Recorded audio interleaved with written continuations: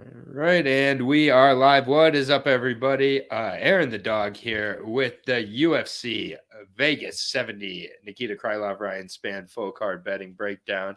I am here with my usual trio so far for 2023, the Jordan Bunch. Lou Betya, how you doing? I am great. I had a losing week last week because of time props. One that I can't believe happened, and then the Miller one, which I just couldn't get off the read. I think it was a bad read. The right one was not a bad read as much as it was like, what the fuck, dude? Like, but what a fight! Yeah, I mean, we're still talking about it a week later. So what a Pier 6 brawl, as they call it.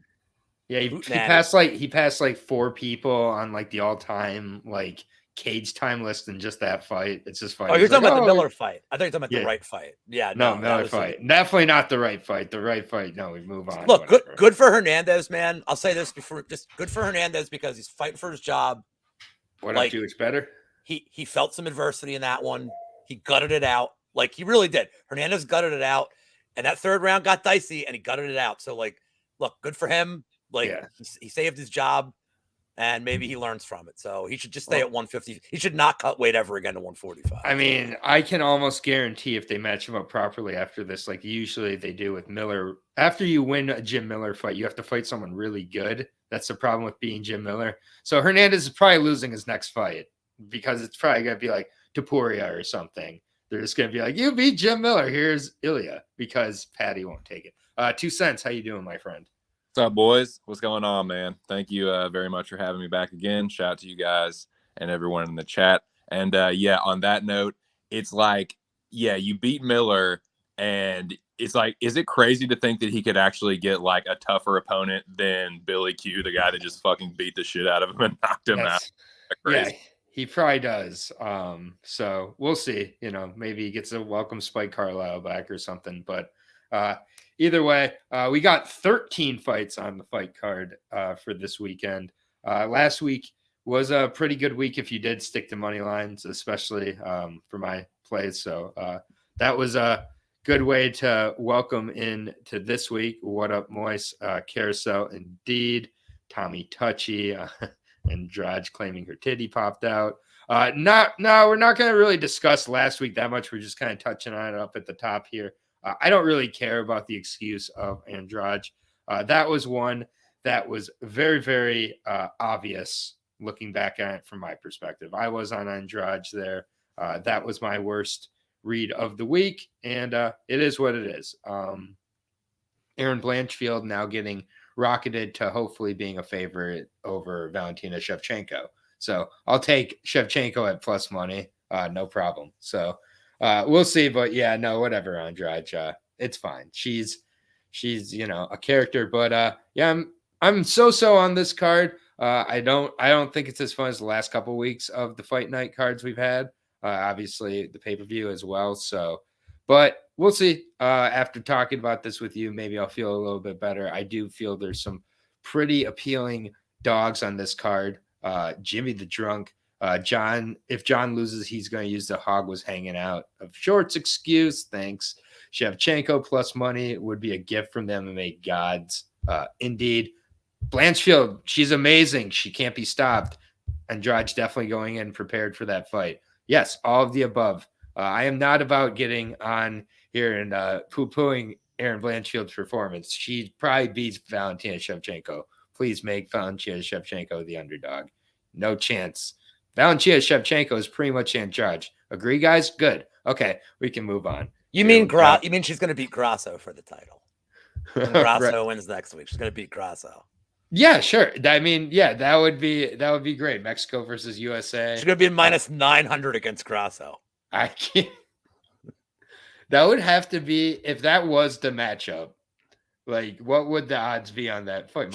She'd be minus 300-400 easy. She has to at least against Grasso. I think against Grasso. That would be one of the biggest favored like challengers quite some time, or maybe. Well, what was Rose as a dog against when she lost the title? What was the odds on that?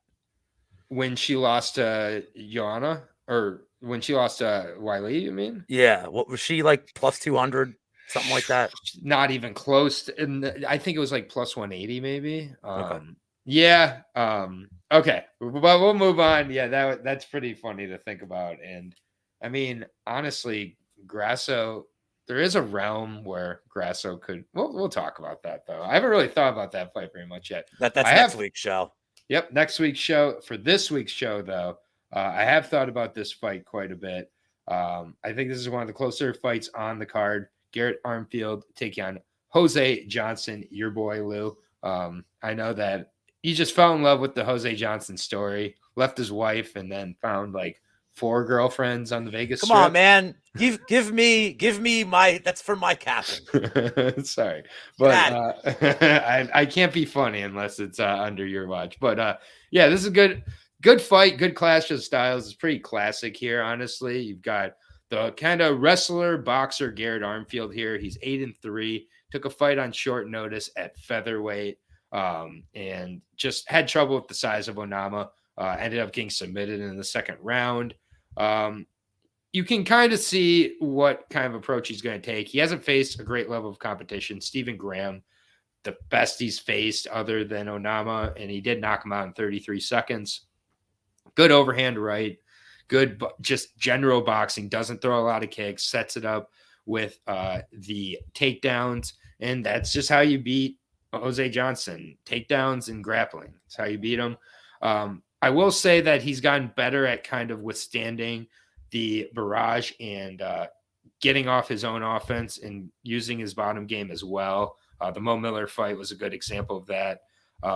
The Cartwright fight, another example of that. So he is getting taken down in some of these fights, but he's withstanding it. He's kind of out-toughing his opponents. Also, his length is very, very tough at this division, and that's what Armfield had the most trouble with in his last fight. So he's going down to his natural weight class. There's 2 problems with that, though. He's cutting 10 more pounds now, Armfield is, who's a pretty muscular guy. I get he's shorter, but cutting 10 more pounds, and he's going against like the biggest, longest bantamweight you can pretty much go against. This is a terrible matchup for both guys, depending on how the fight goes. But I just don't see Armfield being able to put together this wrestling clinic for 3 rounds. Has a huge disadvantage on the feet. He's also going to be about 7 or 8 inches at a disadvantage on the feet as well. He's going to get takedowns. He probably wins the first round. I wouldn't even say live bet Jose Johnson. I would say straight up like Jose Johnson, you can take it the money line. I do see a finish. I also could see this kind of going the distance. He's good on the feet. He doesn't have like super big power, but once he catches his opponents at the end of punches, also the knees, I think, could play into effect later as Armfield gets more desperate. I don't really see why Armfield's a favorite here, so I am going with Jose Johnson. I don't think Jose Johnson's that great either, but I don't mind 15-7 records at all in MMA. What that tells me is you're taking good fights against good fighters. Yes, he's losing, getting finished in some of these fights, but I mean, they're against a good level of competition. And, sure, it's still, you could do the Ronnie Lawrence approach. I don't think Garrett Armfield is going to pull that off. So I'm going to ever so slightly edge towards Jose Johnson. I'm going to say this a lot tonight. I'm not going to be betting this fight too heavily, if at all, but Jose Johnson is my pick. Armfield for me is he has a chance at the KO on the feet, but mostly I think he's going to be wrestling. I think he gets desperate once he fails on one takedown. I think if he has success, he's going to be clear, but once he fails on the takedowns, I think he starts to get desperate and nervous, especially with that reach disadvantage. And the level of competition isn't close between these guys. I left nothing on the plate, but Lou, give us your story. So I forgot for Moyes, I have prepared a statement from last week. This is all it says. To the person who bet Pug submission, I was right. Thank you.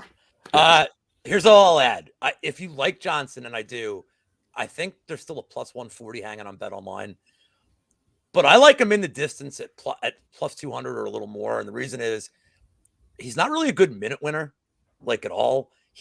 Like you mentioned on the feet, I mean, he can one shot KO Armfield. Like this dude's power is scary. Like he hurts people badly.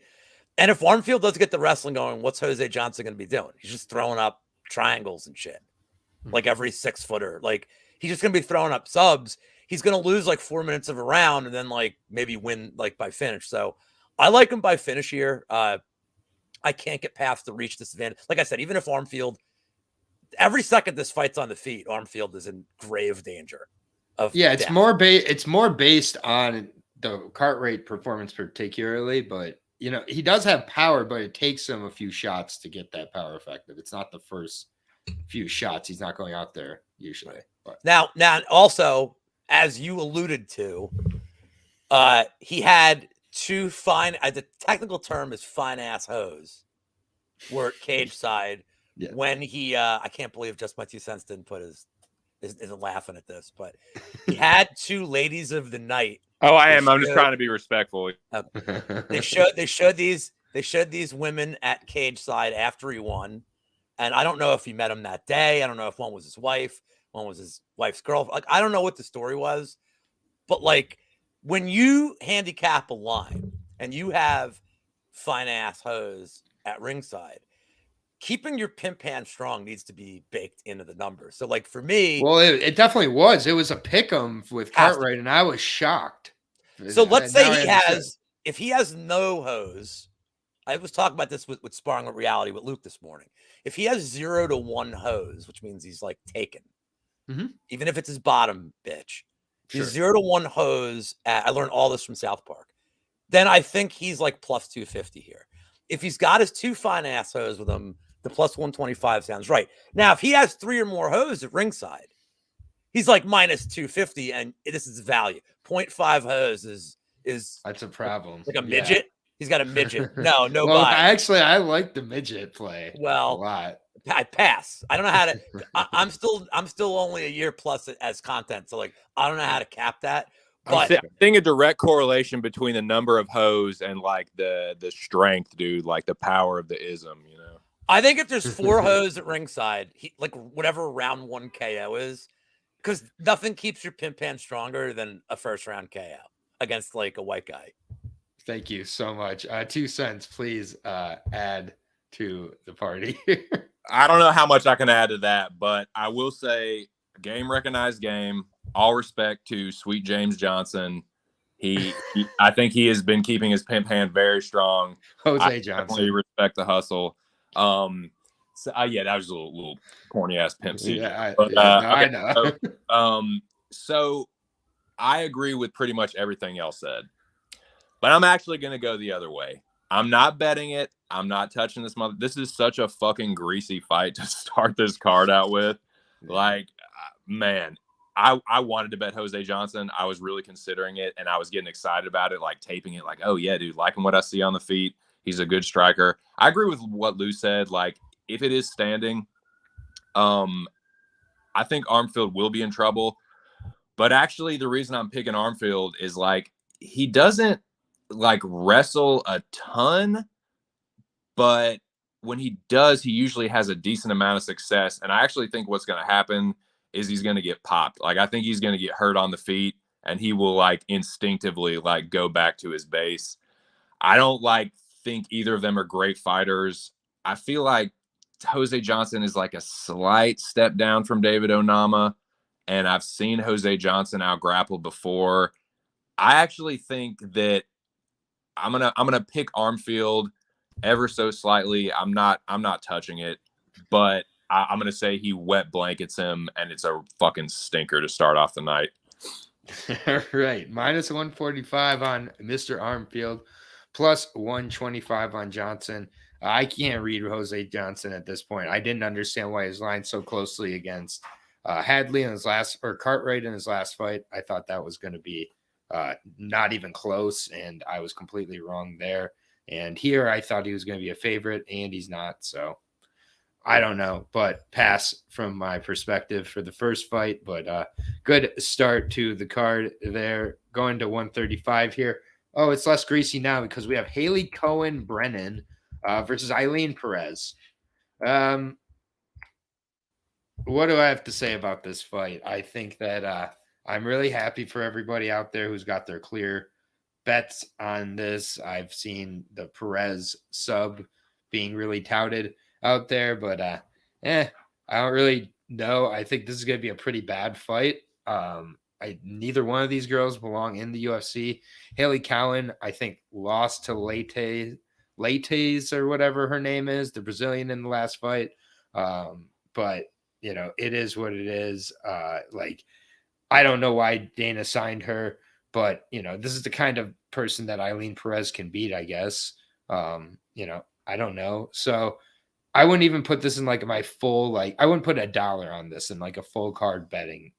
I just am not contributing any money to this at all. I'll say Haley Cowan, Brennan, whatever, wins this fight. Just edges out a decision really horribly. 29-28 type of thing, just because she can do more somersaults and back springs and stuff. And so athleticism is going to pay off here. Hardcore analysis, I know. But yeah, I don't know. Ailin Perez is more of a fighter, I guess, but Haley Cowan is a more technique. So technique edges out this horrible, worst fight of the year type of performance. Just my 2 cents. Yeah, dude. So, I mean, I'm sure you guys see the avatar. So I'm not gonna bury the fucking lead. I'm definitely on Perez. And boys, I am manifesting this one for the people, for the gentlemen of culture. This is for you. We've seen this before, but we are gonna see this we need to see this in the UFC, and we will see this in the UFC, boys. I think Perez is pretty much the better fighter everywhere. On the feet, Haley Cowan is fucking butt cheeks, dude. She is really shitty on the feet. On the grappling, the only area I would say that Cowan's better at is pushing her fucking opponent up against the cage and holding her there. I think Perez is, like you said, more of a fighter. She's more of a dog. Yeah, pun intended. She is the underdog. It's a low-level shit-ass women's fight. I'm gonna take the dog. I took the dog. I'm picking the dog. I'm betting the dog. And like I said, I'm speaking truth to power here. We will see a fucking Ailin Perez proper twerking for the boys, for the people. Let's fucking go. Okay, Lou, what's your thoughts on this fucking fight? Okay, so first of all, I don't know how many hoes each one's gonna have at cage side. Perez will have more hoes. Immediately hurts my capping process. Look, I'm still fucking pissed at Cowan because I had Leite round 2 sub at plus 1900, and she got saved by the bell, man. Leite had her in an arm triangle for 2 minutes. I didn't go back and watch it. It's burned in my skull. I didn't need to rewatch it. But Cowan, she's a good athlete that just kind of pushes you against the cage, and then she's like, I'm winning. Zach Bahuga of the female division. And Perez has spirit. I don't really know what her super skill set is. I mean, I guess Did you watch her clam bag fight with yes. Tamaris Vidal? That is one of the worst fights you'll ever see. Yeah, on the trash bags. I guess Perez I mean, they have the same record. I guess you could say Perez has faced the better competition solely because she faced Egger. She faced Egger. True. Okay. Whatever. You know what? Just because he used it as his avatar, I'm gonna pick Perez. I'm never betting this. If you just don't you put that on me, Lou Betya. Don't. if you need to bet this fight. Just if you just need to bet every fight, this is one. Just bet the split decision. And I will say this: I don't bet Invicta a lot, and I bet against Cowan in Invicta. That's how bad Haley Cowan is. So I'm 1 for 1 in Invicta bets in my life, and I'm retired. I bet if Perez gets Cowan where Leitch got her, she's gonna get fucked up because her ground and pound is so much heavier than Claudia. And Cowan just gets out grappled, man. She gets on the ground. She's kind of a fish out of water, and she just gets fucking. I can see the tweets now. Where's Perez's IQ? I'm rooting for Perez solely for if she does get interviewed. I mean, It's gonna be more hilarious than Cowan being like, here's the real question you have to ask. After last week when we had all those early finishes, we had all that filler. How many times do you want to see a story on like Nikita Krylov's like hut or whatever that he came from? And like how many times do you want to see that? Because if you want to see it a lot, you're asking for that Perez finish. If you don't, we got a slow Haley Cowan, make your steak type of fight. Will the loser be sitting in the Jose Johnson section next fight? Yeah. Hopefully the winner does, because Perez got a dump, dude. And if she wins, she's going to be super pumped and just. That's the reason that this fight is even this close. Let's be honest. Why bet this? It's the most correct thing. Krylov hut. Let's go. Let's move on from this fight. Minus 130 on Haley Cowan. Plus 110 on the underdog. Yeah, your pup like just wants to bet this. She's like, no, the pups. We're not done talking about this fight.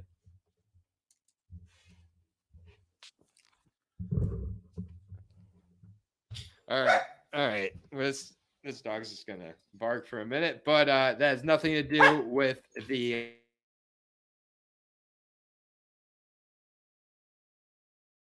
This is a professional show. Aaron, you're on mute, bro.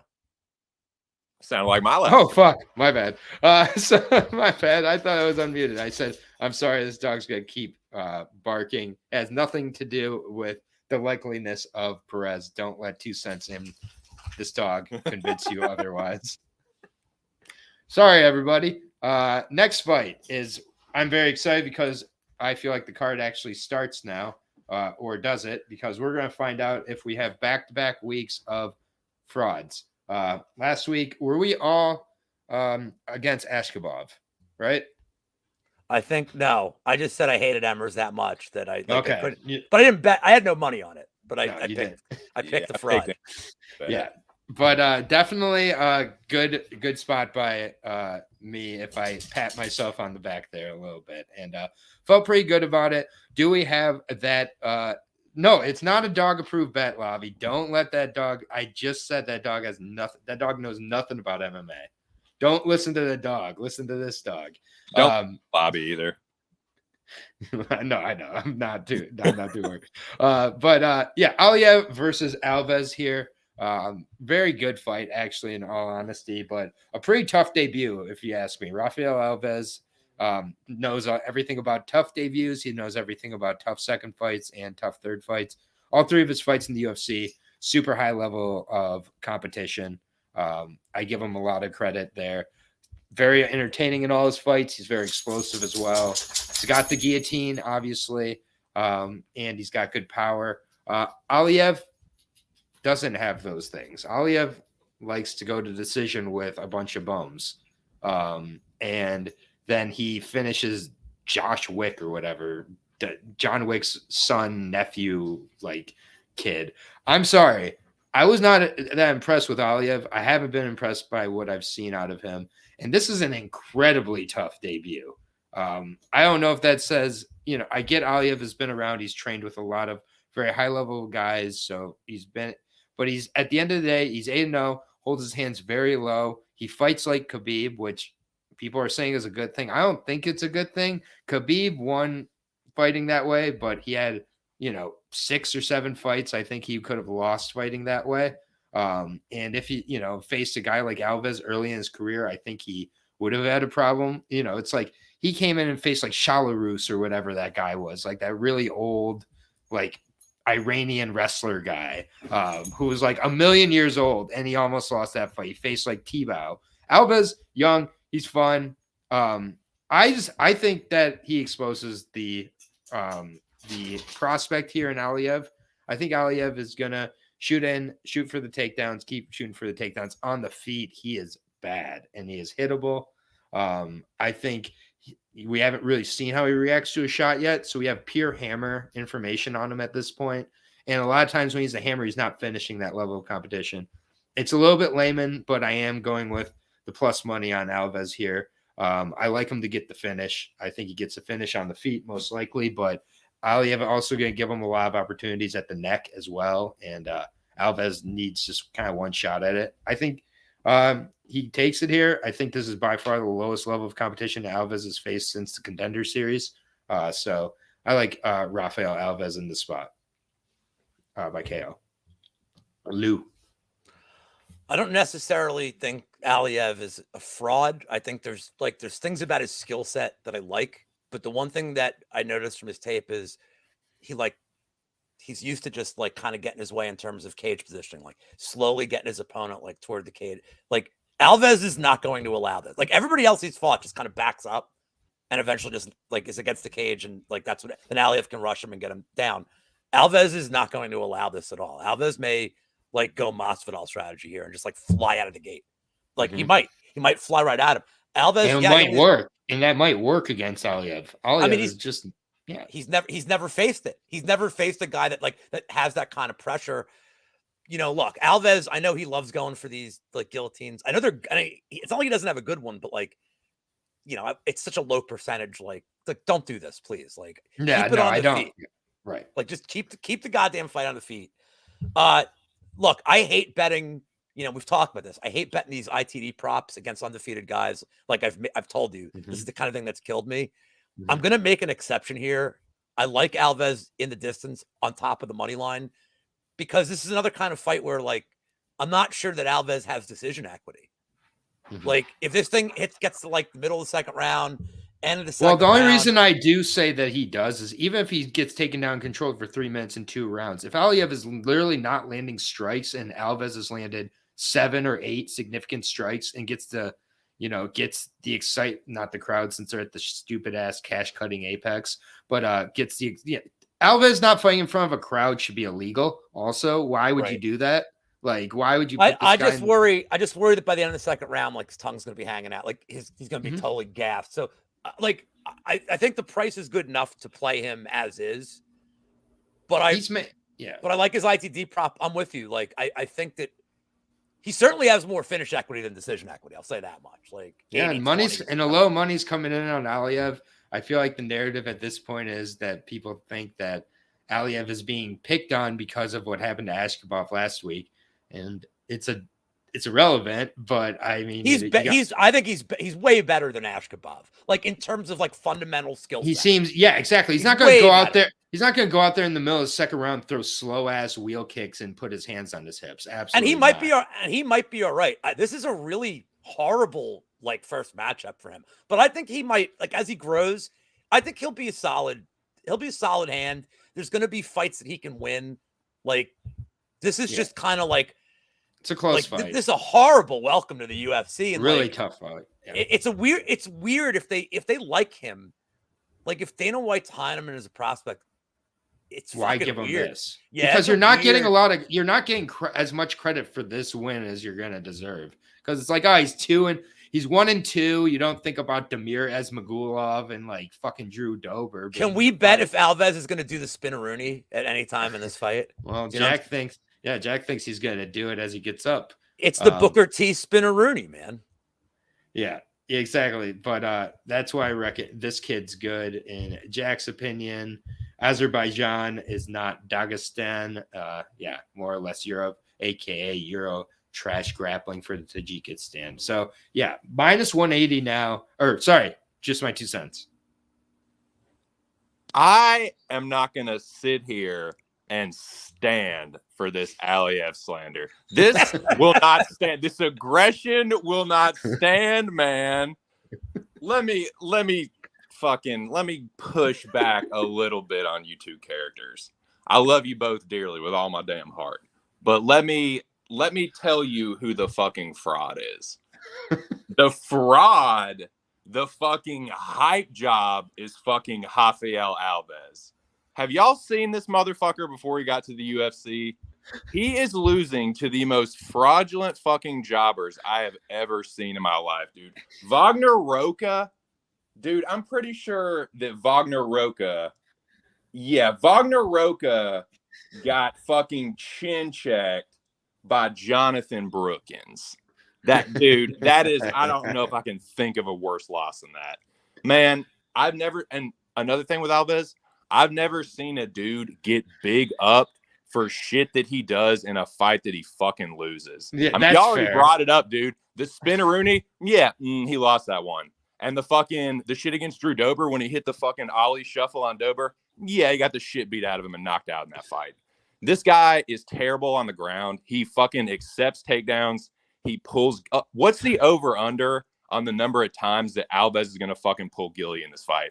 Because this is he's going to fucking pull Gilly, get taken down, move. He only needs one. He's going to move into side control.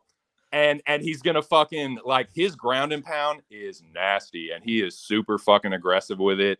I think, honestly, I understand why they're high on him. I get that he hasn't fought. Like, he's fought a pretty shit level of competition, and it's funny because, dude, the fights he fought earlier in his career, like, those are actually better wins than, like, the last 3 dudes he's beaten. That's what I'm saying. It's like, it's usually, like, you move up in competition, but, like, the last 3 dudes he beat are really fucking bad.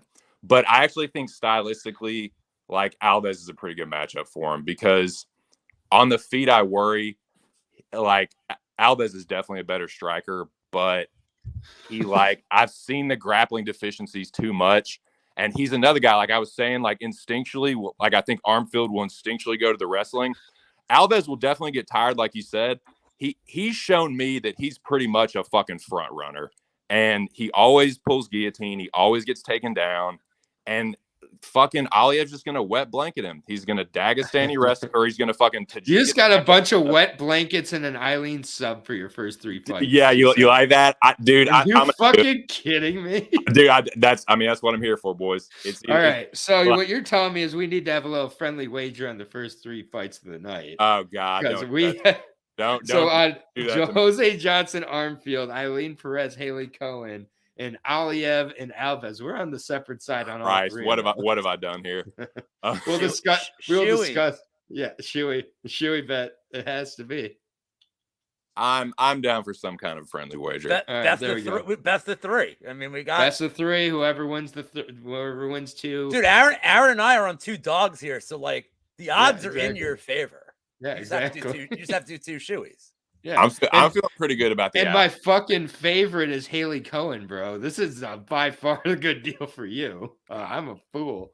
That's the only bet I'll be making on these 3 fights. Well, then because then I have to go on camera, so I don't. You'd have to. We'll figure out a wager though. We'll definitely figure it out. Don't worry. Minus 180 on Aliev, plus 165 on Alves. Alves. Yeah, let's go. Dog bet on Alves, Ailin, Perez, Twerk. That is not dog money. We all know that. But yeah, good first few fights of the night. The discussion might be better than the fights, I'll be honest. Next fight, I will keep this one pretty short because we've gone pretty long so far on this show, I'll be honest, but having a good time. Carlton Deaton, not a guy I'm a huge fan of. I can't believe he's in the UFC. I've seen this guy for a long time. I went to school at Central Michigan University, right in Mount Pleasant, where he's had fights and where he's trained for much of his career. He's a good wrestler, terrible stand-up. Joe Solecki is a good grappler with terrible stand-up. This is a terrible fight all the way around. Joe Solecki's like minus 500 or something. So what are we really talking about here? Let's be honest. He should finish this inside the distance, though. Solecki is just better. Maybe he runs into like one of, if not his first KOs of his career. Probably doesn't. Probably takes him down and subs him. Carl Deaton also will give up his neck quite a bit in spots when he's going for takedowns, drops his head, drops his neck. Carlton Deaton is so bad. He is so bad. He is like Carlton minus. Like, yeah, Moist Audio said it, exactly. Solecki by sub. I'm not going into this very much, but this is a terrible fight. Who's excited about this fight? Nobody. Got it. 2 cents. Do you disagree with me? Do you have Carl Deaton the third as well? Wet blanket. This might surprise. Nah, dude. I can't even pretend. Dude, I can't even pretend to like build that one up. And terrible. Joe Solecki, wet blanket. I'm actually like looking for. He's a fucking prohibitive favorite, pretty much. Like not quite as bad as not quite as bad as Tatiana, but still, like, the money line is like, I'm not throwing that in the parlay. Even my dumbass isn't doing that. What I'm looking for is the Solecki. Square Duel does this thing where they give you like a double chance. So I'm kind of looking at like Solecki double chance with decision and submission. He just doesn't have like a ton of pop. He's not like a super grounded, like he'll go for position over submission and control. But I think he probably gets a sub. So that's what I'm going to look at to make the odds a little bit better. That's fair. Lou? That sub decision is going to be like, you're going to save 20 cents probably. Like, I mean, like probably, like you probably won't save money. I mean, it depends on the book, but like I won't even look it up on DraftKings. It's probably going to be like 10-cent difference. I'll clean sweep, obviously. Like I don't know that I'm betting this. I looked at in the distance versus the sub, and it's really not a big difference. Like I'll probably just take in the distance if I do it and be disappointed. I don't know, man. Like, I have nothing to say about Carl Deaton. He's pretty tough. I'll say that. His hair, you have to have a fucking mop like this. But I got nothing to add. Solecki, most likely by like round 2 sub, and then let's move on. Let's hope. Minus 550, plus 400 on Carl Deaton. Like, that says something about Solecki. He's only that much of a favorite, to be honest. But Carl Deaton, he got a contract. Congratulations. Let's get back to the card here with the 125 division. I think this is a very good fight. Osbourne taking on Charles Johnson.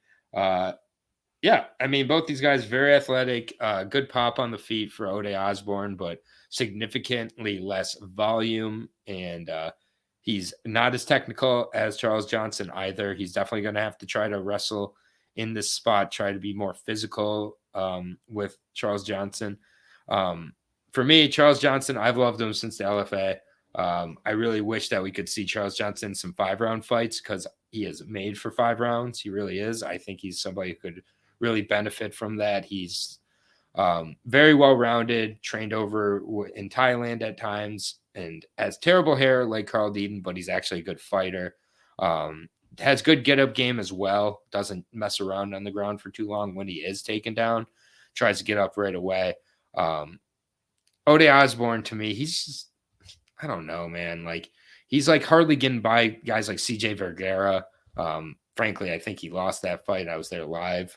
But, for me, I've been expecting Charles Johnson to, kind of show out like he did in the Flick fight last time. I think he's going to have a lot of confidence coming into this fight. Interested to see how Osbourne does with the weight cut as well. I don't like that he's doing the kind of yo-yoing back and forth here. But at least he's full-time MMA now. For me, Charles Johnson is a guy you're not going to put away, so you got to go to decision. I have a hard time picturing how Osbourne pieces that together. So Charles Johnson, for me, I think he just pieces it together for 15 minutes, puts on a little bit of a clinic Muay Thai. Lou. Well, Moise is stealing my thunder here because this is my Yambag special on top of my pick. Southpaw versus Switch. Johnson very easily should have had several, there's several close calls in the Zumgulov fight.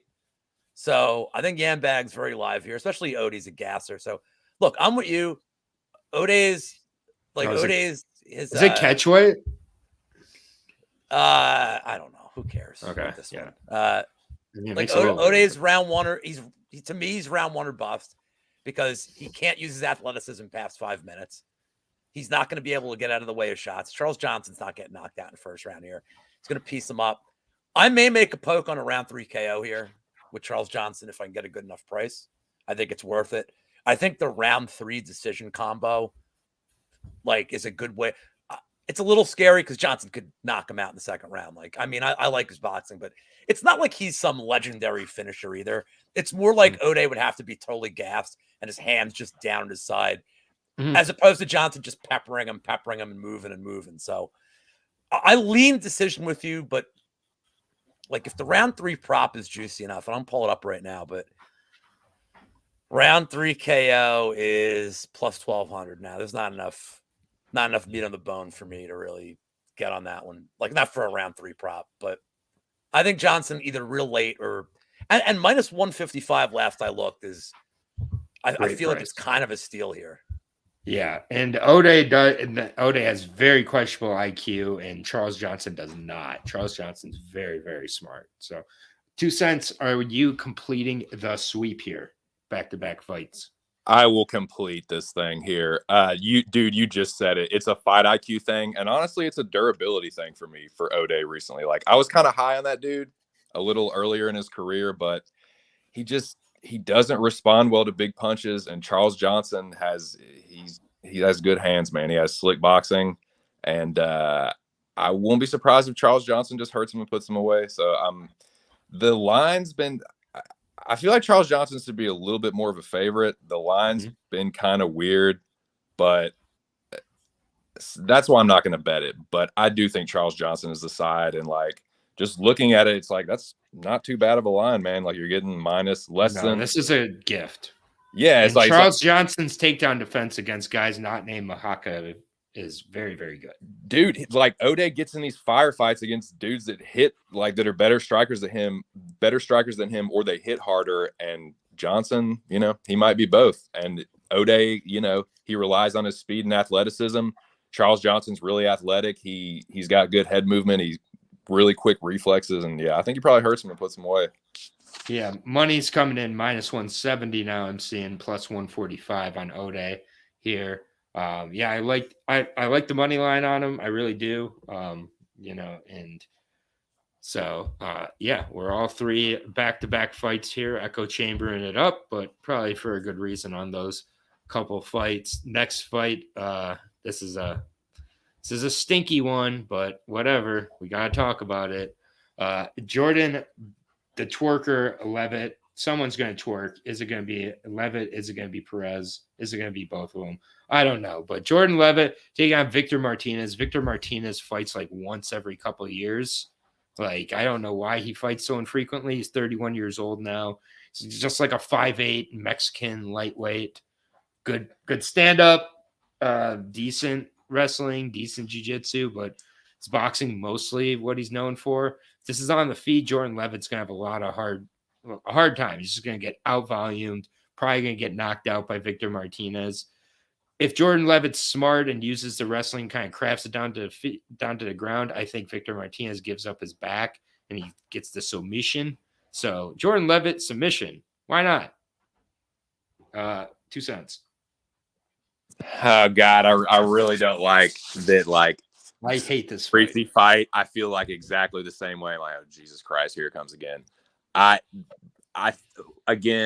just going to speak truth to power. I don't think we're going to have to choose here. I think we're going to get for the people that want to see the twerking. I think you're going to get both Ailin Perez and Jordan Leavitt. I think I echo what you said. I'm going to be really scared for Leavitt on the feet, but I think he finds a way to get it to the ground somehow, like a weird, like goes fucking Imanari rolls into like a fucking leg attack. calf slicer. Dude, maybe he drops down for a fucking Johnny Cage like split. Like he can do the splits, dude. Maybe he fucking drops down and gets it like that. Some weird shit, and then Leavitt gets to his back and just Monkey King chokes him. Let's fucking go. All right, twerker parlay for 2 cents, Lou. Maybe. As my good friend Dan Levy would say, friends don't let friends bet on Jordan Leavitt. I just can't bet this fight. I'm going to root for Martinez to just knock him the fuck out because I don't like Leavitt. I don't like the mat. Like I had Leavitt sub against Wyman. Well, Wyman hadn't fought since the 80s. And he had a knee injury and he had ballooned to like 200 some pounds like in his off. I think he became like a security guard in his like off time too. Like, and Leavitt was even money. I think they were like even money in that fight. Like it shows like what they even think of Leavitt. Like you mentioned Martinez inactivity and like that does concern me. And I looked as to why, like maybe an injury. I can't find anything as to why he just took time off. Like I have no idea. So if I don't know if I missed it. Do you know? Yeah, I couldn't find it either. I think it was an injury. Like it's always what I assume, but yeah. Like the one thing I'm going to say is this. I don't love Martinez's takedown defense. It's atrocious. No, and he gives up his back a lot when getting up. but he's pretty tough. Like, he's a pretty tough dude. I think I could almost make the case that he's fought better opposition too. Like, I don't think he's fought no, if he fought more regularly, I'd like him more. If you like his regional scene, like he's not fighting awful guys. Like Leavitt is fighting Patty, whatever, like the Ogden fight. Like, and the thing is so what if this becomes like the Ogden fight where Leavitt really didn't do a lot on the ground? Like, he kind of was just happy throwing like little bullshit kicks. Gonna get knocked out. So yeah. I'm gonna pick Martinez because fine. Minus 115. Because so many people are on Leavitt. Like, there's something weird with this line too. Like Leavitt shouldn't be an underdog here.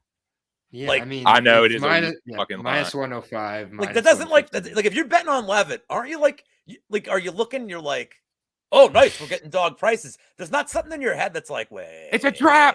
Wait a minute. I mean, right away when I looked at it before doing any research, I said Leavitt's going to sub this guy very quickly. Like, I'm going to tell you right now, this fight's going to be on. Hold on, I'm just looking right now. So this is the second to last prelim. So let's say this is going to be on around 6:15 p.m., 6 p.m. Eastern. I have a bar across the street. I'm going to run to the bar. I'm going to just down 2 quick beers. And I'm going to get back in time for the true people's main event, Gabby versus Jasmine Jasudavicius. Perfect. Minus 105 on Jordan Leavitt, the underdog here. I got Leavitt by sub. Fuck it. Speaking of the people's main event, we've got Gabriella Fernandez, Jasmine Jasudavicius here, 7-2, 8-1. Jasmine is looking to rebound from not a great last performance, let's be honest. Natalia Silva came out of nowhere, though. Looked very, very good. But yeah, when Jasmine's not able to get those takedowns going, it is pretty rough because she has to be able to mix up the game completely. Otherwise, it just doesn't quite work out for her well. Taking on the LFA, a flyweight champion here, mostly likes to keep the fights on the feet. Does have a few submissions on her record, has a guillotine in the last fight, but she likes to keep it kind of at a distance with the striking, use her kicks, use her distance. I think she's going to have a lot of trouble with the takedowns. I think her wrestling is a little suspect. Her one loss from Maria Silva, that was what was kind of exploited. Her last few wins against low levels of competition, like Quayla Braga, is bad. Edna Oliveira. I just think Jasmine Jasudavicius out edges this one. MMA's it, but yeah, Lou. I believe it's Jasudavicius. I believe. I've heard 10 people say it 10 different ways. Yeah, Jazzy J. I'll be right back, but go ahead. I will be betting this fight to end in a split decision. And it's not out yet, but I'm guessing it's going to be like plus 350 for the split and probably like plus 650, 600 each way. This is very binary. Fernandez should have the advantage on the feet, but she's making her debut. So you don't know if there's cage jitters. Jasudavicius should have an advantage with takedowns, but I don't know that Jasudavicius, A, I don't think she throws a ton of offense on the ground, and B, I don't know if she really has the cardio I don't think she has the cardio to go 15 minutes hard of takedowns here. I really don't. So we're going to get these weird rounds where you were talking about, with the Aliev fight, where maybe we get 3 minutes of control from Jasudavicius, and then Fernandez pops her 10 times. Did she steal a round? So I'm all over the split decision here. Because I think a Canadian's going to win in the Malott Lainesse fight. I think we're going to get a Canadian win there. I'm going to go with Fernandez here. I won't be betting a side. I will be betting the split. I'll take Fernandez for the sake of Jasudavicius. And this is not like a joking even cap thing. There's a trend now. Some of these fighters, they discover Twitter, and they're on Twitter 24 hours, goddamn day, to where I'm like, why aren't you training? You know who's not on Twitter all the time? My guy, Cody Brundage. He's in the gym. He's working on his craft. You know who is on Twitter all the time? Terrence McKinney. You know who's on Twitter all the time right now? Frivola. I'm getting worried about him because I like Frivola. Jasudavicius discovered Twitter, and that's all she's doing now is tweeting. To the point where, are you training? Do you know you're fighting on Saturday? So, honest to God, I don't like when I see fighters doing this, like even Adrian Yanez is like kind of all right. Like Randy Costa's on Twitter all the time. Costa keeps getting his ass kicked. Yanez is like, you know what? He's off the shit a little bit. So you are muted still. Jay Perrin was on Twitter all the time, though. Yeah, and he was on our channel, which we have, I believe we've scrubbed all up. Yeah, Perrin was like on, and that's the thing is like, dude, you're fighting in like fucking 3 hours. Right. Like, why are you responding? I'm like, hey, good luck, bro. Why are you writing back to me?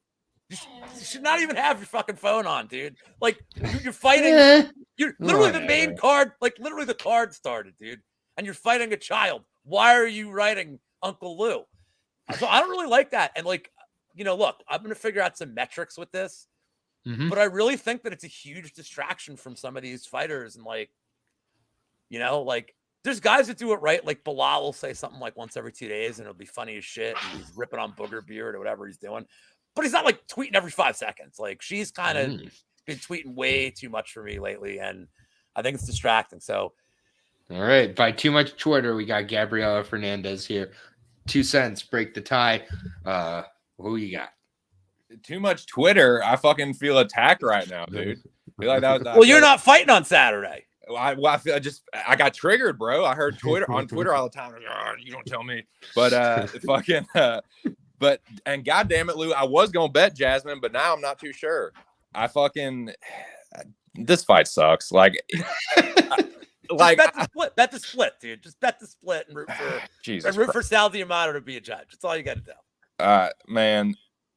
Yeah, I mean, y'all said it, dude. It's binary as fuck. I think Jasmine is a little more dogged, low level. Like I just feel pulled, dude. Like the force is pulling me to fucking bet Jasmine. Like just by principle, do dude, it because she's a fucking underdog, and like she's fought the better brand of competition, like pretty clearly, and by far. Edna Oliveira ain't walking through that door on Saturday night, bro. A fucking debutante that can't stop takedowns against someone that does nothing but take people down and just training at ATT. Yeah, I'm feeling that. It almost feels too good to be true, but it's like I might get fucking cute with it and do a little fucking double booty bump, fucking Jazzy J and fucking Perez. I don't know. If she's tweeting on the stool, live bet Gabby. All right. That dude. It'll be in the back of my mind. I'll hear Lou like, you're on Twitter all the time. If you see her like this, you're on Twitter all the time. Dude, I was talking to Aaron at like 5 in the morning. I was on like 6 in the morning today about like movies. Dude, if you just see her on the stool, like, hey guys, did you like that? Immediately go live bet Gabby. All right. Well, I'm pretty sure she won't be doing that, but this is going to be my third underdog on the card in 6 fights. I got Jasmine plus 105. I agree. I think that she should be the favorite, but it is what it is. They got the new shiny Brazilian here. They're going to learn she has no takedown defense and be very upset. All right. We're on to the main card. And why wouldn't the main card start out with Ghost Peppers, Eric Gonzalez versus Trevor Peak, the tweaker? Wow. Like, or former drug addict. Sorry. That's what we're saying. Trevor Peak, congratulations on your comeback from, your adversity and everything. But you want to talk about somebody who is all offense and no defense? That's Trevor Peak. He's not faced a great level of competition. I think that if you just take a step back during some of these firefights and counter him, he is there to be countered. He is there to be repeatedly countered. He's tough. You're going to have to put him away by a submission or by a KO to put him away. But you can also kind of do it throughout the 15 minutes as well. But I don't think that's how Eric Gonzalez is going to do this. Eric Gonzalez is going to kill or be killed in this fight. I just think he's going to be just elusive enough, and he's way quicker than Trevor Peak, and he's more technical. He's hurt both of his first opponents before losing those fights as well, and those guys are miles ahead of Trevor Peak. Yeah, no, Trevor Peak isn't winning this fight at all to me. Like, when Trevor Peak got signed, I was like, I'm looking forward to fading him. I'm going to fade him from the jump here. If he wins it against Eric Gonzalez, I'm going to pick against him next fight too, probably. Trevor Peak is not good. He's just pure offense. He's a pure hammer. And you just have to hit that nail multiple times to put him away. So the one time won't be enough. Eric Gonzalez isn't usually a one and done type of guy anyways. So I'm going to take Eric Gonzalez. I feel like KO, this fight ends in a KO every time. So let's hope this is the same this time. So Ghost Pepper's KO for me. Lou. Or, yeah, right. Well, I don't care. Who cares? No, It's in school. Just yeah, Lou. The one thing that worries me about first of all, we need this nickname is way too good for this bum. Like somebody else should be Ghost Pepper, not Eric Gonzalez. The one thing that worries me here, because everything you said is correct, and Peak is a step down. What worries me here is the one thing that we've seen Gonzalez hates is when dudes pressure him. And that's the only thing Peak knows how to do is like pressure. So like Gonzalez could very easily within the first 10 seconds have his back against the cage. And if he does, Peak's going to knock him the fuck out in 30 seconds. Correct. Yes. Like that's the concern. I think Peak at minus 175, it's kind of crazy here for a guy with his relative, like his experience level. I mean, Gonzalez, like, yeah, his regional is whatever, but the guy's still 21 fights in his career. Like, guy's experience is his third fight in the UFC or his fourth? Third. So he's made the walk. He's fought in the Apex, I believe. The Miller wasn't the Miller fight, was in the Apex. Yep. So, like, look, there's something to be said for that. There's familiarity that comes with it. Peak, you know, yeah, he did the Contender Series fight, whatever, but like, I think we know what we get from Peak. I like the under here. I like the under. I mean, it's juice to the tits. It's minus 180, under 1.5. But yeah, I feel good about it, even though Peak's never been knocked out because he's so goddamn hittable. And you mentioned Gonzalez. Gonzalez hurt Miller. He hurt McKinney. McKinney just like kind of like he started wrestling McKinney. Well, like wrestling with McKinney. Like, well, his fight IQ is terrible, and that's like I said. That's what I worry about here. Is like if he gets bullied. He's also fighting for his job. I mean, if Gonzalez gets knocked out here, I'm probably going to get let go. I mean, so there's a desperation factor here. Oh man, I can't not pick Peak solely because all I see is Peak just pressuring him. Skill for skill, Gonzalez is better, but just the only way I see it playing out is Peak walking him down, and like Gonzalez is just like shit. Like I have no maneuverability, but under 1.5 is. To me, is a good parlay piece here. We're going to talk about another 1.5 coming up. That's not so easy, but under 1.5 here for me is like the bet, and I'll play Peak. I mean, I'll bet Peak KO here, but like for the show. But I'm just going to take the under, and I'm going to kind of root for Gonzalez. Like at least his fights are fun. I'd like to see him hang around. Maybe like again, his nickname's too good. Like if he's gone, we don't get to use it anymore. So. Yeah, Eric just has a guilty conscience when he's being. I mean, he looked good. He looked good against Miller in the first round. Like, and I had a bet on Miller, and I believe that's where like the whole Miller round 2 thing like started. Miller round 2 legend, like mythical gym round 2. So anyway, that's the pick. All right, 2 cents. Which side are you on? Okay, Happy. Okay, Ghost Pepper. This is it. This is the last fucking time. I rode with you against Miller. I rode with you against McKinney. I'm going to ride with you here against Peak. But this is it, dude. I'm still going to like you. I'm still going to support you.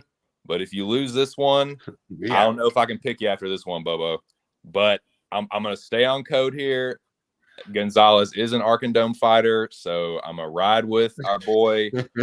But I don't know, dude. Like, I'm going to say third time's a charm. Like, you're right. He did hurt McKinney. He hurt Miller. I'm going to say that Peak is not on the level of those two. Like, dude, if you take a dictionary and you look up the term overextension, particularly overextension on punches, you'll find Trevor Peak sitting right there. That dude, like, he has a strong, powerful right hand, but it's because he like throws it from one side of the country to the fucking other. Like it's crazy. And his chin is just like, dude, the chin is right here. So yeah, I'm going to say Gonzalez actually hurts this dude early and actually puts him away. But this is it, Ghost Pepper. This is it. This is absolutely it. Yeah. Minus 200, Mr. Peak is up to now. Plus 165 on Gonzalez to minus 180 on the Wonder 1.5. Absolutely makes sense. Move on to the next fight here. Welterweight fight, Battle of the Canadians. This will be the first time a Canadian has won in the UFC since my girl Jillian Robertson 5 months ago. Mike Malott taking on Yohan Lainesse. Yohan Lainesse coming off probably the worst fight of the year last year. The Darian Weeks Yohan fight, terrible. Somebody had to win the fight, I guess. Yohan won it because he connected with a right hand in the first round, and then that was like about it. The dude has some pretty bad gas issues as the fight goes on because he's massive, and he's going to be way bigger than Mike Malott in this spot. That is the hope out of Yohan in this spot, is that Yohan comes out and blitzes Malott early, honestly, because Malott, he's been connected on in many of his fights early on, and then he kind of survives it, gets through it. He was dropped nearly by Solomon Renfro, and we all know how I feel about Solomon Renfro. And who did he lose to? Johnny by Exactly. God Yeah, he lost Parsons. to Johnny by God Parsons, who's making a return apparently. But yeah, Malott has fought as low as I think featherweight. So Yohan at should be middleweight or so here. I think Malott should be able to take control of this fight. He's much better grappling wise as well, and on the feet he should be quicker. But I think that Yohan has a first rounder bust, kind of chance in this fight. Yeah, I don't really, like him though overall. So I can't side, with Yohan here. Unfortunately, I am going to go with Mike Malott. I think he wears him down. Second and third round, the get-ups get slower and he gives up a submission. I think that's where Malott has just such an advantage on the feet. Yohan has a chance at the beginning, but after that, I think that cut just kills him each time, and yeah, it's not going to look good. So I'll take Malott here. I have 4 of 7 underdogs coming into this fight. Couldn't make it 5 of 8, unfortunately.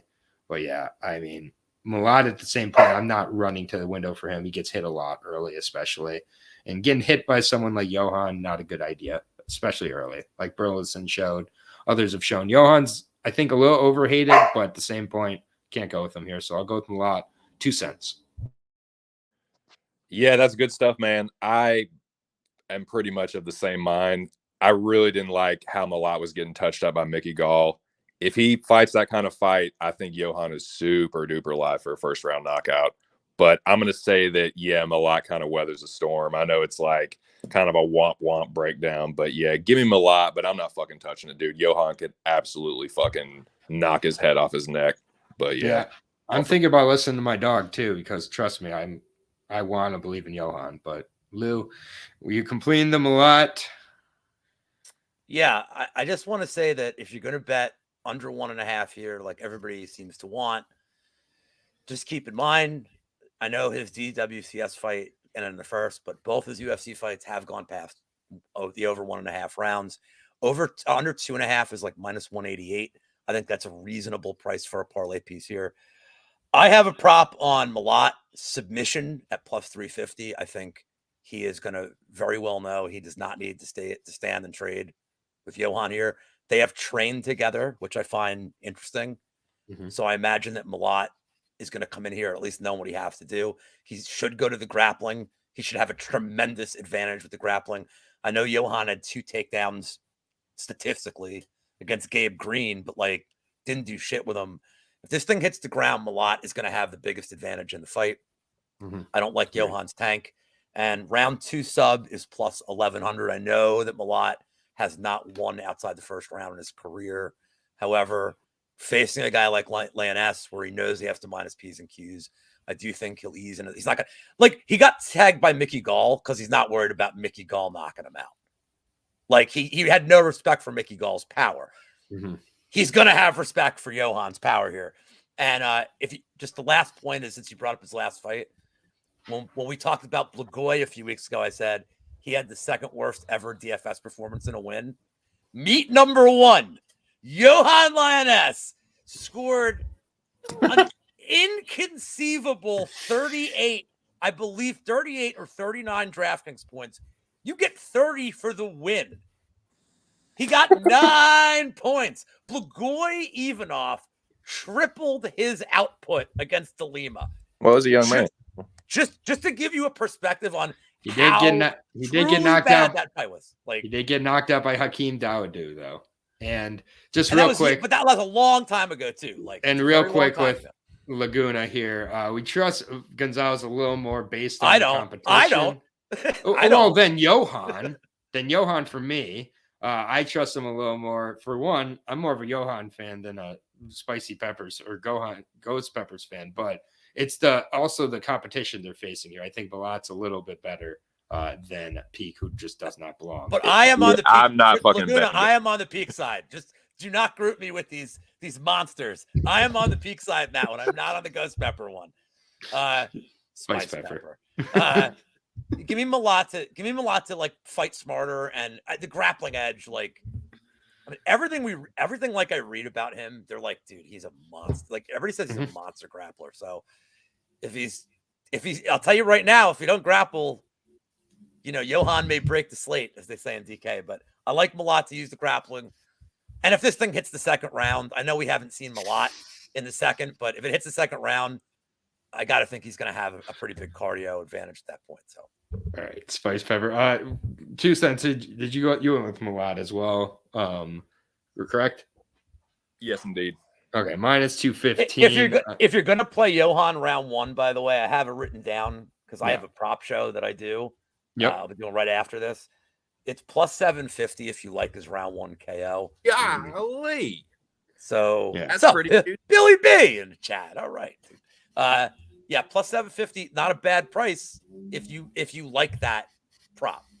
Yeah, and then Furio coming in here saying, we'll say, know someone who trained with both. They said Malott was better. They said they trained together and they think Malott will roll here. And then Billy is coming onto my channel to give Lou some shout outs. My guy, Billy. What up? Yeah, I'm gonna be at the San Antonio. I'm gonna go to the San Antonio card, hopefully. It looks like I am going to go down there with my guy. Billy would be down there and my guy Brady. And just be a gay old time for you guys. I can't wait for you guys. God, don't remind me, man. I'm super Big Show told me about that. Gay the night away. I'm going to gay the night away, Aaron. Gay it away. All love matters here. Minus 215 on Malott, plus 185 on Yohan. Lainesse. Great name. Love Yohan. A cash on him hard against Burleson. Love the dude, but we're moving on to, I think, a pretty good return here. The return of Montana De La Rosa, everybody. She's back. She's who we've been waiting for. She's going to be, a triple champ? Is that what we've No, Tatiana Suarez, honestly, we're going to look back as one of the most sad careers that got wasted away by a bunch of different injuries and just everything else. Like, her neck has been a problem since 2011, and she's wrestling. Like, that's not good. She had, cancer that was discovered. Like, she's had every bad luck in the book. She's had bad knees, everything else. Like, in all things considered, a 60% Tatiana Suarez rolls Montana De La Rosa, because Montana De La Rosa is going to be like, I wrestled in high school for a semester. I'm a wrestler. My husband is a black belt in jiu-jitsu who got cut from the UFC. Like, Montana finally returns and she gets steamrolled here. Tatiana Suarez, I hope it just comes through and wins in the first round and just everybody just remembers how great she was on the verge of being. I just gonna believe it until I don't see it. So I'll say first round Tatiana Suarez rolls. She hasn't even eased back into it. She shows everybody she didn't need any time. Comes in here and submits Montana De La Rosa. Lou. Yeah, I mean, except for one thing. It pays more than a round 1 submission. Oh my God, she's going to Jalton Almeida it. She's going to go, and you knew this was coming. You had to know. Yeah. So round 2 submission is you can find it as high as plus 1,100 on FanDuel, and maybe she takes time to get back into it. I mean, you're saying she steamrolls. I'm not disputing that look, I'm not worried about her winning this fight. I'm not worried about her winning by finish. But just win. It's all about win. But like maybe, and look, in all fairness, like the De La Rosa, I realize how big the skill gap is here. She's been kind of difficult to finish. So, maybe it does take Suarez like a little bit of wearing her out. And maybe she has to land a ton of strikes on the ground to even get the submission. Like maybe De La Rosa could fight her off a little bit. I'm just trying to find value on this fight. Other than fair. like that's the value if you're not going to take a dog shot, which I just think is foolish here. if you take a dog shot, and I know people that are like, I'm going to play De La Rosa and DFFs to go different. I'm like, dude, her floor is 0. She can get 0 points. Like, don't play her in cash. Don't play her in GPPs. Like, have 0% De La Rosa in your lineups.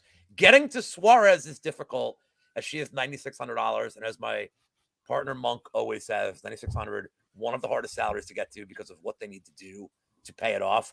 In Suarez's case, because she does grappling, because she's super fast, super aggressive, even in a weird decision, she's gonna get you 130 points. So if you can get to Suarez in any cash game, she like 100% of your cash game lineup. So that's it. Fair enough. All right, 2 cents. The return of Montana De La Rosa. How you feel about that? Dude, I didn't realize that Tatiana had been out for that long. Like 4 fucking, that's crazy, man. But nah, man, I can't disagree. I'm kind of torn between whether she fucking smokes or whether this is like, she just like gets, takes a little time to shake off the rust or whatever. But honestly, man, I think she probably wins a decision. I want to see her destroy. I don't like Montana De La Rosa. I think her and Mark De La Rosa are just a fucking awesome little jobber couple, but I don't really care for her or her game. I think she has like one of the worst fucking fighting styles. And I think, and I do kind of feel bad for Tatiana. So like in my heart of hearts, I want her to just fucking decimate Montana. Right. But if I have to like really think about it, I'm going to say Tatiana probably wins a decision. Like I might look at that, but dude, fucking -900. Nah, dude, I'm not stupid enough to like put that in a parlay. So I'll probably that's 2 Bo Nickels. Like 2 of her is 1 Bo Nickel right now. That's fucking wild. That's crazy. Yeah, I think she subs her. I'd be shocked if Montana makes it to the decision. I know dude, she's tough. When Montana does go to decision, she looks fucked up. Like she gets busted up. Like she bleeds. She has a lot of scar tissue there. -800. I'm seeing it right now. +550 on Montana. I don't mind that second. I'm probably going to take a second round shot though. I do like that, Lou. Next fight. Again, these main cards, what the hell, man? Why do these main cards have to be so shit? Dana thinks we just love low-level heavyweight like fights, dude. Is he just like, we've got heavyweights? Like, dude, every card. Don't be shocked if that Barnett fight isn't main card. No, it's gonna be. It's gonna open a card. It's gonna open a card, I guarantee it. And Dontale May's coming off of a horrible performance against a piss hot Hamdi. And then Augusto Sakai coming off 1, 2, 3, 4 straight KO losses. Yes, they've been to decent levels of competition. That's 4 straight KO losses. Why is he in the UFC still? Why is he fighting Dontale May's? And why are they on the main card? I don't give a fuck who wins this fight. Why the hell would you bet this fight? Cue Lou's speech from last week. If you're betting this fight on either side, for whatever reason, you're a fucking idiot. I'll say Augusto Sakai by KO because he just goes forward and lands a hammer on Dontale that just fucking makes him faint. But I don't know, man. Dontale could just like kind of cruise, kickbox him for 3 rounds, and Augusto's just chasing after him. But Augusto's kind of got a little quicker fleet of foot than people give him credit, but he's been knocked out 4 straight fucking times. Augusto Sakai, though, just because. I don't give a shit. I hope they both lose. Lou.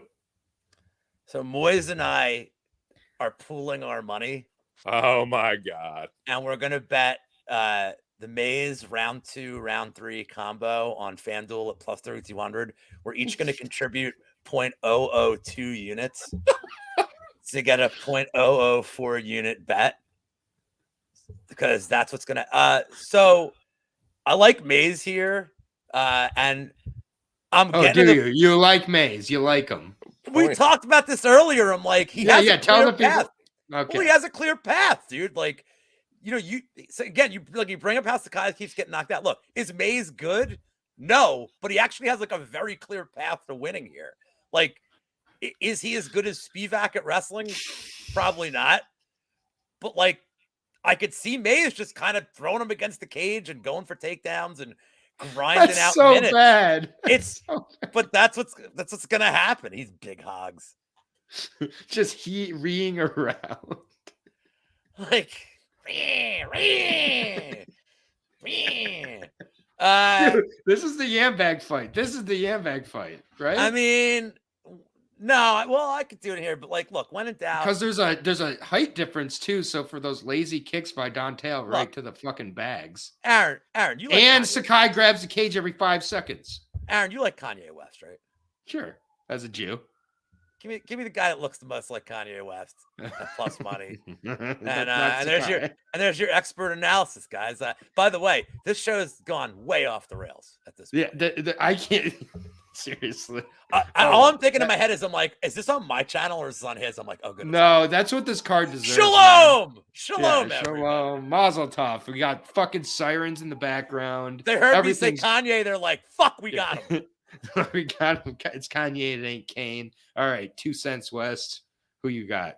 Bro, 0.002. Are you trying to bet smaller than me, dude? Are you trying to go lower than me, Lou? Man, how the fuck can I follow that, dude? Dude, I mean, y'all said it. You need to listen to Aaron and Lou. If you are betting this fight, you are fucking asking for it.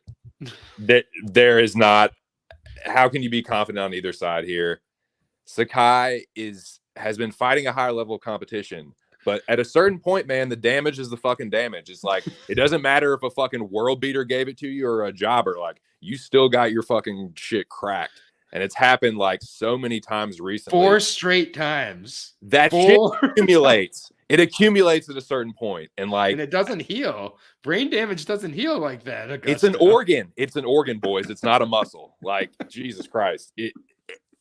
All right. So I cannot push back on anything y'all are saying. This is there are so many other spots to get greasy on this fucking card than this one. Who's right? betting this and bragging about their read? Like, You're a I gambler. got the edge. The fucking edge. Hold on. You know what money I'm getting back here? They had the mispriced prop on like Betway or something. His last fight, the Hamby fight, where Dontale's round 3 sub was like plus 12,000, and like, even if you don't think it's gonna hit, like, you have to throw like $5 on it. Yeah, like, you have to. You're like, look, if it hits, like, because it's priced wrong. So right. I'm like, he gets a 30 and he looks dead, and I'm like, yeah, right where I'm like, he's got him right where he wants. I'm like, he suckered him in, and then he like died 30 seconds later. So look, I may have to bet him round 3 sub. Like, I'll be like, you got to get my money back. If I keep betting him round 3 sub, and he fights 30 more times this year, the worst I can do is lose $150. Yeah, this fight's a degenerate's paradise, dude. So it's bad. like if you look at Mays, like, he actually has a pretty decent right hand, and like, sure, Sakai's so chinny, it won't surprise me at all. So I'm not going to be holding a fucking Augusto Sakai ticket when Mays decapitates him. But a minus priced Augusto Sakai ticket after 4 straight. I won't be able to live myself. You'll never see me on the stream again. Who would win? Like, who would be the favorite? Augusto Sakai or Billy Mays? the fucking late great Billy Mays. Is that what we're talking Billy Mays here. I thought that's who you were talking. I was like, wait, I know that name.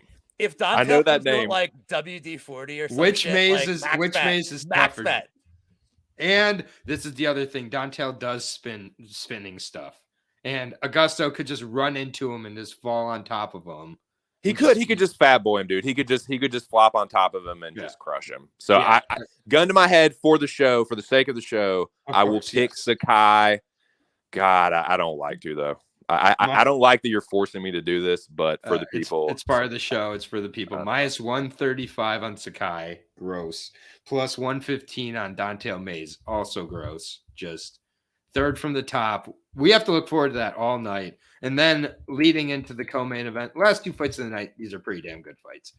First fight, Andre Muniz versus Brendan Allen.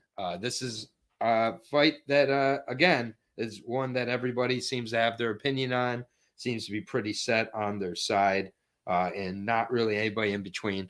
I've kind of been back and forth a little bit on it. For me, with Brendan Allen, my biggest problem with him is that he loves his grappling way too much. And if he goes into this fight and doesn't just go into pure Muay Thai, Kill Cliff FC, kickboxing Brendan Allen, and he mixes up on the grappling, he's going to slip up and get subbed. I really do believe that. He's gotten subbed by much worse competition, and it's just like one of these spots where Brendan Allen can get ranked. He can get on to his ascension in the middleweight division. I really believe if he fights this fight smart, which is on the feet, mixing up with the Muay Thai, a lot of leg kicks, a lot of movement, not overcommitting to the shots, but kind of sticking to a more patient game plan. Overall, I think that Muniz is a little bit kind of overrated, honestly. And for me, I think Brendan Allen's gotten a little bit underrated.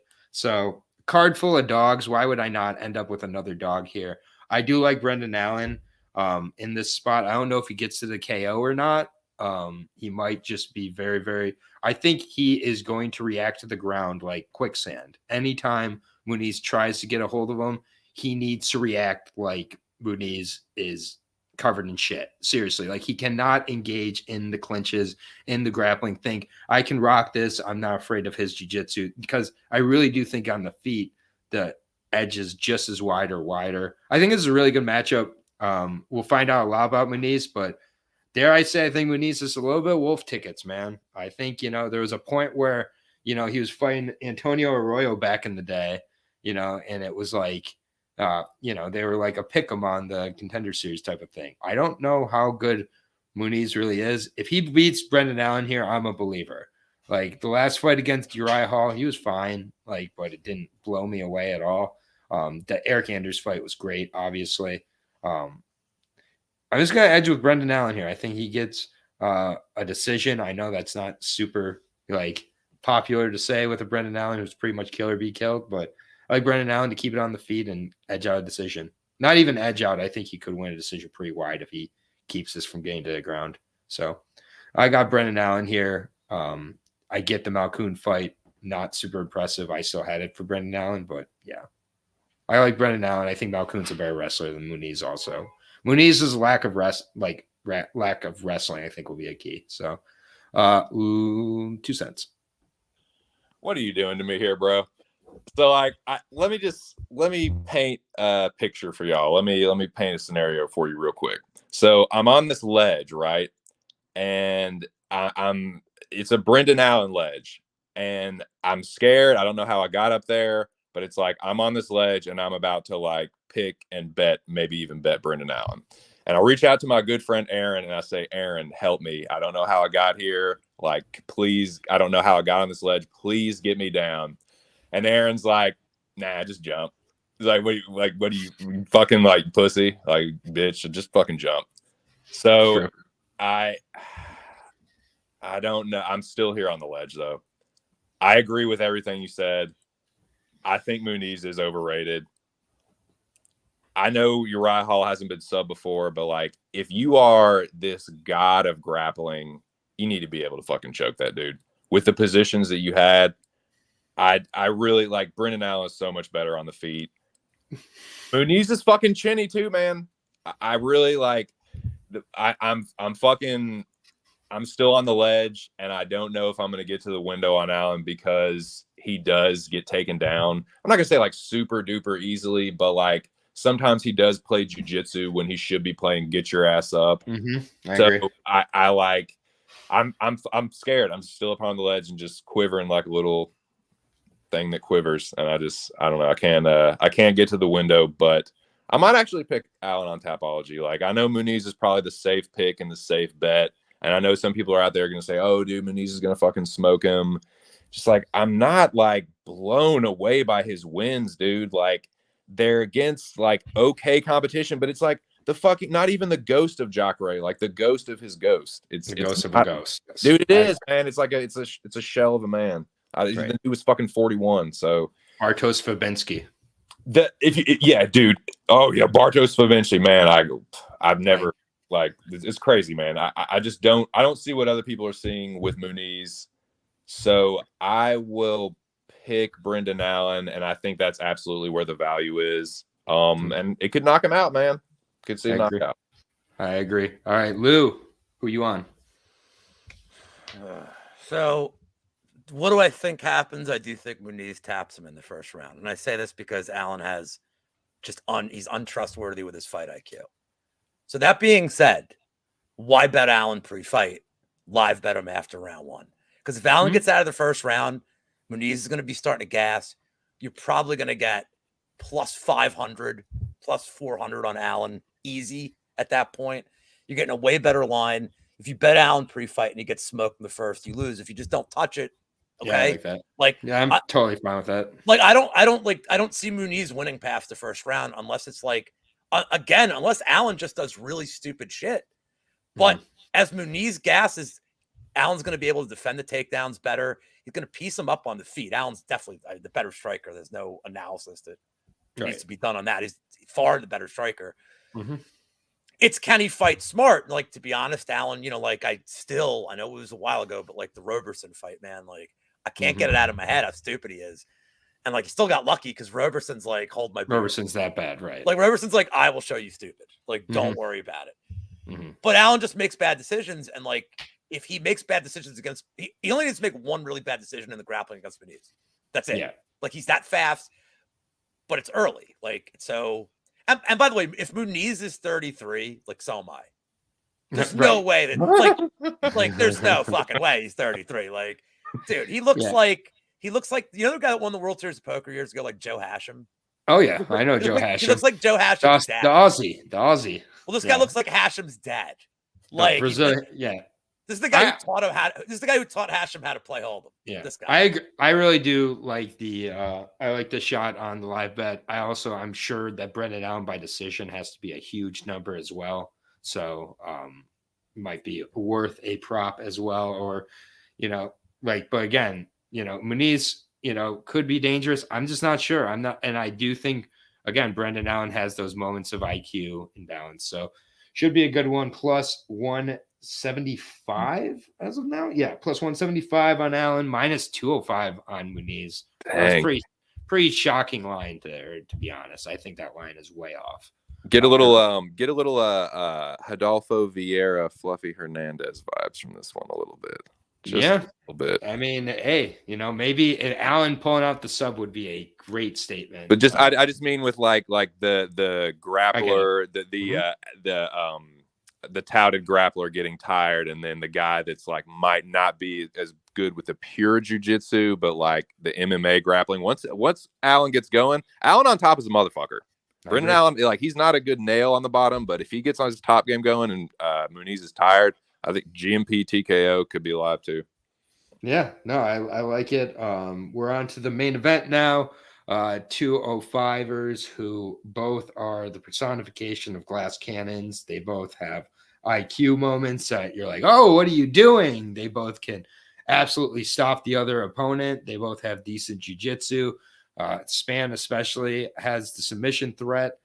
I think the first couple rounds, I give the advantage to Spann. As the fight goes on, I give it to Krylov if he can get past those first 10 minutes. After the first 10 minutes, I think Spann has a lot of issues. I think Krylov fights this fight more at distance, uses the kicks better. I think that Spann has to, kind of blitz him a little bit early and often, go for that finish early on. Krylov is subbable. He finds the sub like it's his job. Spann subbing him would not shock me. I've got Krylov, and I will be right back. Lou, go ahead. Fuck, man. So I went back and forth on this. I leaned Spann early. Ultimately, I feel like Krylov's going to fight for my money a little more because technically it's like they both have power. Both their wrestling is good. I mean, Spann, like, really good and underrated submissions, but I don't think he really fights that hard after round one. Krylov, at least his last fight, he dug in there. I will say this. I'm going to pick Krylov to win. I'm going to pick him to win inside the distance. But Spann round one, round two sub on FanDuel is plus 800, and it's really hard for me not to at least throw a little something on that. What do you think of that one, Justice? I see you unmiked. You're unmuted. Tasty, dude. That's pretty fucking greasy, man. I like it. I mean, look, if this thing gets out of the second, it's one of these times like I don't deserve to win my bet. Like, I guess whatever I bet, I don't like my ticket anymore. Like, it lost value. But man, like Spann, that sub prop is because I think this fight gets fought in the grappling realm a lot of the time. I really do. I think if Krylov gets drilled once, he's going to shoot. I think Spann's okay with this fight going to the ground. You know, we'll see. But that round 1, round 2 sub is just, I have to put something on it for Spann. But my pick is Krylov in the distance, and I do think that's because he can fight through adversity a little higher, and that's really that's the biggest difference to me with this is with these guys. Krylov does make stupid mistakes. It's been subbed like 9 times, 8 times, 6. I forget how many times, but it's been subbed to 6 times. Okay, and that's the thing is Spann can sub him and Spann will be looking for it as soon as it's the ground. So I can't get off the round 1, round 2, but I really think the Krylov, the line is perfect. Like, I think it's Ryan Spann got absolutely sparked in 16 seconds by Carl Roberson. Wow. But that's Never Roberson. Forget. Never but that's forget. Roberson. Never but Roberson forget. is Never a skill. Forget. Never forget. Never forget. You can't have that happen and me pick you in a main event of the UFC. Sorry. Just my 2 cents. What's your thoughts on the glass cannon exhibition? I hate this fight. I hate having to think about who's going to win this fight because they're so fucking untrustworthy, dude. Lou pretty much said it, man. Like they both make mistakes, like bad mistakes, fight fucking ending mistakes. Nikita makes his mistakes on the ground. I guess Spann kind of makes his mistakes trying to get it to the ground. For some reason, I don't like Nikita Krylov. I don't know what it is, dude. Even before I gambled and just as far back as I can remember, I've just never thought very highly of him. And it's burned me, dude. But Spann has been burning me too, man. Just with even predictions. I get one right here and then I just fuck up another one. So in the interest of full disclosure, I'm not super great at predicting either of these guys. But no one is. Dude, how the fuck can you feel good about holding a ticket on either of these guys? Like the sub, what Lou said about the sub, fuck yes. A club and sub especially, man. Like Nikita, you are crazy, Jack Attack. I don't understand what you're seeing there, but go ahead. Yeah, Jack, you're definitely fuck. You're crazy for whatever you asked about. By definition. But so I'm going to pick Krylov. I'm going to say this is actually like a really shitty kick, but I could see him maybe even taking care of Spann late because just imagining what Ryan Spann is going to look like in the fucking 4th round. He's going to look so wild and crazy on the feet, dude. He's going to be swinging these I just can't even see it. I think it's Spann early or Krylov. I think Krylov late. The more I think about it, by the second, this isn't going to decision if Krylov wins. He'll get him up out of there. Spann gives him. I hate saying I just don't see this fight going to a decision. I am often that decision contrarian. I really am, but I think it's more I don't want to see this fight go to a decision. The 5th. Can you imagine the 5th round of Krylov and Spann? Can you imagine what they're looking like by then? Krylov will be laying on him. He'll literally just be like, "Oh God, please don't stand this fucking please don't guillotine me. Please don't." It'll be Spann trying to do a 1-arm guillotine, and Krylov just heaving under, trying to Von Flu him. God. The Von Flu might be live because Spann might span those guillotines. But yeah, this is rough, man. Overall, I'm trying to come up with the 5-fight John Lee parlay. I have Krylov here. And for the odds before we just wrap up here on what was a very interesting show, -170 on Krylov, +145 on Spann. I wish I could love Spann here because, man, fading Krylov is enjoyable. I've done it before. Highly recommend it to everybody at home. Not in this fight, but other fights. But yeah, this is a close one. But currently, it's my 5-fight parlay that I'm having a little bit trouble with, guys. I've got 4 of the pieces in place here. Obviously, I've got to put Solecki in there just because he's facing Carl Deaton. I got Charles Johnson in there as well. And then That's where I have a little trouble. I have Mike Malott and I have Tatiana Suarez just because I have Tatiana Suarez. Who should be the fifth piece of the 5-fight money line parlay? I was thinking Krylov. I don't hate it. Yeah, like it's either Krylov or it's like either Krylov or You could always throw Aliev in there. He's got a nice price tag. I'm Alves. Yeah, that's great. I can put Alves in there. Jose Johnson, no. Haley Cowan, no. Jordan Leavitt, no. Jasmine Jasudavicius, no. Ghost Peppers, no. Augusto Sakai, no. It's got to be Krylov. I can't put Brendan Allen in there. I gotta put Krylov in there. So Krylov is the fifth piece of the parlay.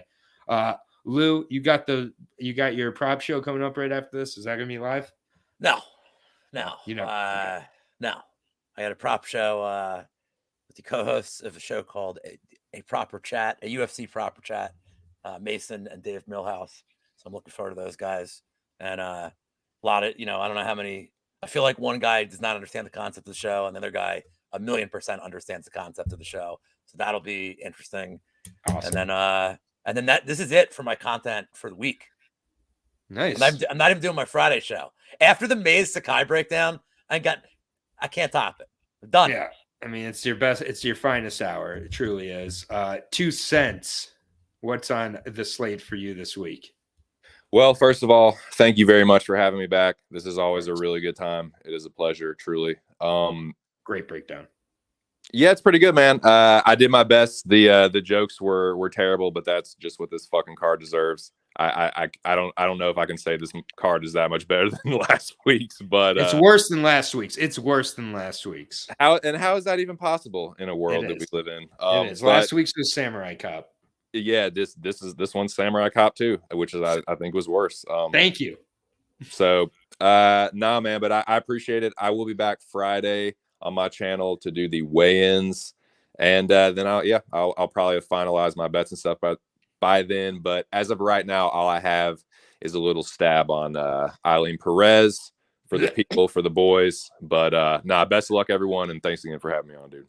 Good shit. Yeah, man. This was great. This was definitely a fun breakdown. I had some information along with it, but a lot more fun on this one. But that's kind of what it deserves. Not a card I'm going heavy on. I don't suggest anybody else does either. You also have 18 fights on the Bellator card this Saturday to check out, which, by the way, the 18-fight breakdown is on the channel already. Did that yesterday solo. Go ahead and check that out. But that's going to do it for me. Lou Betya, just my 2 cents. Want to thank them for joining me as always. Next week, we'll be back with the UFC, and I'll check out what else is on the slate. But LFA and whatever else I'll be covering as well. So thank you so much for everybody for checking out the channel. Double-digit viewers live as usual. So appreciate that and appreciate it, boys. Good luck on your bets this weekend, everybody.